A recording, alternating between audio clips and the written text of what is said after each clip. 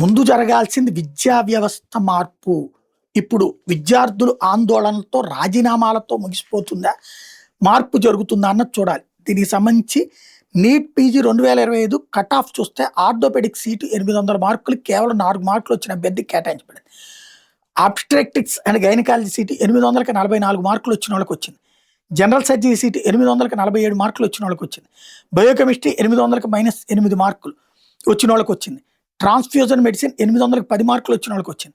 Anatomy 800కి 11 మార్కులు వచ్చిన వాళ్ళకి వచ్చింది.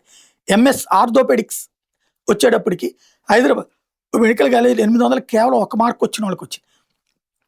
ఎండి ఫోరెన్సిక్ మెడిసిన్ ప్రభుత్వ మెడికల్ కాలేజీ 800కి 12 మార్కులు వచ్చింది. ఎండి ప్యాథాలజీ ప్రభుత్వ మెడికల్ కాలేజీ 800కి 24 మార్కులు.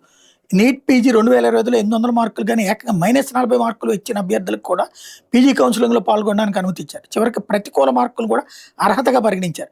మెడికల్ సీట్లు కేటాయించిన అత్యంత దారుణమైన స్కోర్లు మన విద్యా ప్రమాణాల్లో నెలకొన్న తీవ్రమైన సంక్షోభానికి నిదర్శనం. వైద్య విద్య యొక్క విశ్వసనీయతను, వైద్య వ్యవస్థ యొక్క నాణ్యతను కాపాడడానికి కనీస అర్హత మార్కుల్ని మెరిట్ ఖచ్చితంగా నిర్ణయించాల్సిన అవసరం ఉంది. ఈ విద్యా వ్యవస్థ మీద ఆందోళన పేరుతో నిరసన తెలుపుతున్న వాళ్ళు కూడా విషయం మీద నోరు విప్పడం లేదు అన్నటువంటిదే ప్రధానంగా చెప్తుంది. ఎందుకంటే వాళ్ళకి రాజకీయ ఆశయాలు ఉన్నాయి. దీని గురించి మాట్లాడితే మద్దతు పెరగడం దేవుడి వరకు ఉన్న మద్దతు ఎక్కడ పోతుందో అన్నదే వాళ్ళ భయం.